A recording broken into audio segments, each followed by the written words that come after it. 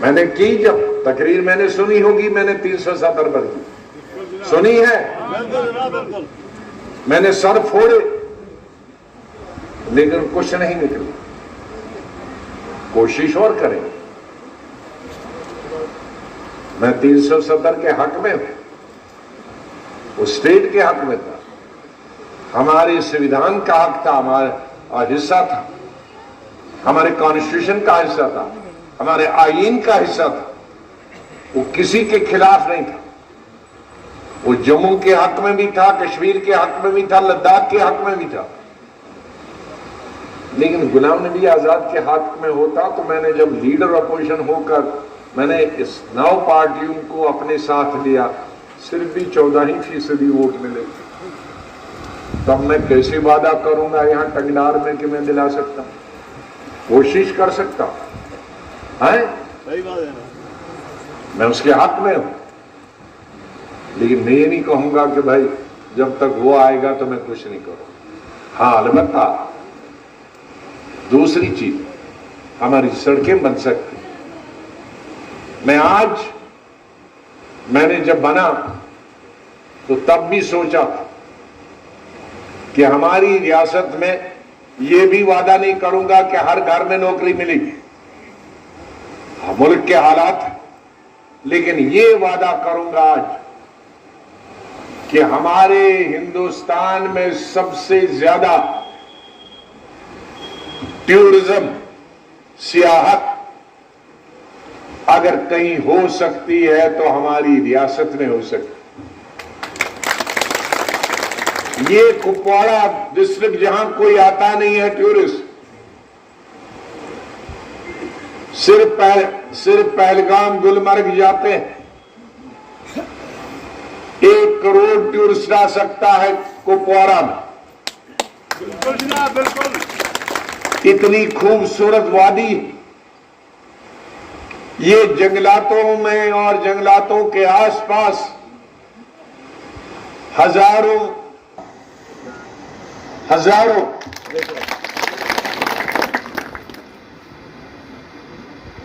कौन सा ऐसा जिला है हमारे 20 जिलों में जहां बड़ी बड़ी ढोके मालूम है, जहां ये हमारे गुजर बकरवाल भैंसे गाय चराने के लिए लेते हैं, हजारों ढोके हैं। मैं जब चीफ मिनिस्टर था उन ढोकों के पास मैंने सड़कें पहुंचाई हैं और 6 महीने में ढोकों में पहुंच जाएंगी तकरीबन 300-400 ढोकों में। उन ढोकों में करोड़ों हिंदुस्तान के लोग गर्मी में जा सकते और लाखों हमारे नौजवान रोजगार मिल सकता। बिल्कुल बिल्कुल। रेस्टोरेंट लगा सकते हैं, रेस्टोरेंट क्या स्वर्ण सर, छन खबर खाने पीने के छोटे होटल बना सकते, चाय के स्टॉल लगा सकते, कॉफी के स्टॉल लगा सकते, बुनियानों की दुकानें लगा सकती, मोजे की दुकानें लगा सकती। मुल्क में जितना मैं काम कर सकता था शायद उससे ज्यादा किया और अपने दामन को दाग नहीं लगने। रिश्वत का नाम, आज कोई एमएलए मिनिस्टर 5 साल के लिए एमएलए बनता है तो उस पे धब्बे ही धब्बे होते हैं। हमने 50 साल में कश्मीर से कन्याकुमारी तक हिंदुस्तान की खिदमत की, मिनिस्टर रहकर, चीफ मिनिस्टर रहकर, लेकिन मुझसे ये कह नहीं सकता कि मैंने किसी काम के लिए किसी हिंदुस्तान के किसी आदमी से या जम्मू कश्मीर के किसी आदमी से 5 रुपए दिए नहीं देखा। गुर्बत में ही दिन गुजारे, लेकिन अल्लाह के पास जो जवाब देना है उसके सामने हम ये कह पाएंगे कि हमने किसी का 1 रुपया नहीं खाया। यही टंगनार जब मैं आया था, पहले अर्बन डेवलपमेंट में इसकी हैसियत, जब ज़लज़ला आया 3 इलाकों में, 2 हमारे इलाके थे, ओड़ी का था, टंगडार था और पीओ के इलाका कैपिटल जो है उनका मुजफ्फराबाद। कोई स्कूल नाम की चीज नजर खड़ी नहीं आती और ओड़ी में तो कोई मकान नाम की चीज ही नहीं थी।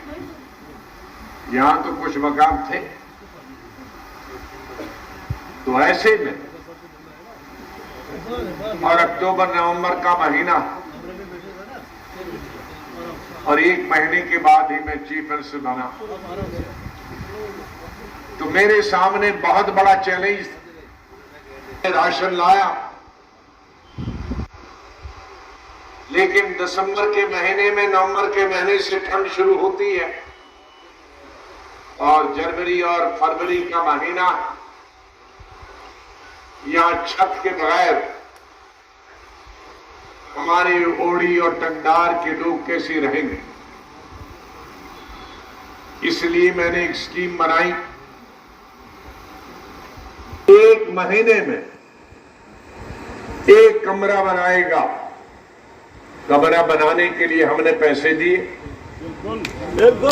लेकिन 1 ही महीने में 1 कमरा और किचन जो बनाएगा उसको इनाम दिया जाएगा और मजीद शायद 10 या 15 हजार रुपए मजीद उसके इनाम दिए जाए। साबिक वज़ीर आला गुलाम नबी आज़ाद ने आज डाक बंगला टंगडार में एक भारी अवामी इज्तिमा से खिताब के दौरान कहा कि जम्मू और कश्मीर सियासी, माशी और इक़्तिसादी बुरहान से गुजर रही है और ये जम्मू और कश्मीर की बदकिस्मती है कि यहाँ के नौजवानों को रोजगार के मौके नहीं मिल रहे हैं।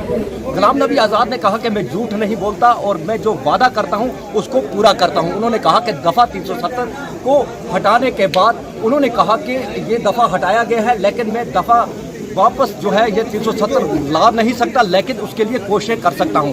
रोज़गार के हवाले से उन्होंने कहा कि रोज़गार के मौके यहाँ पे लोगों को फराहम किए जाएंगे। इसके साथ साथ यहाँ टूरिज़्म को बढ़ावा दिया जाएगा। इसके अलावा उन्होंने जलजला जो हुआ था 8 अक्टूबर 2005 का तबाहकुन जलजला, उस जलजले के बाद जो यहाँ पे तामीर और तरक्की हुई उसके हवाले से भी गुलाम नबी आज़ाद ने डाक बंगला टंगडार में बड़े अवामी इज्तिमा से खिताब के दौरान किया। उन्होंने ये भी कहा कि वो 2 दिन के दौरे पर करना में है, कल वो टाड़ में होंगे और उसके बाद टीटवाल का दौरा भी वो करेंगे। कैमरामैन मनी रैना के साथ इस खुसूसी रिपोर्ट के लिए महेश पाल से।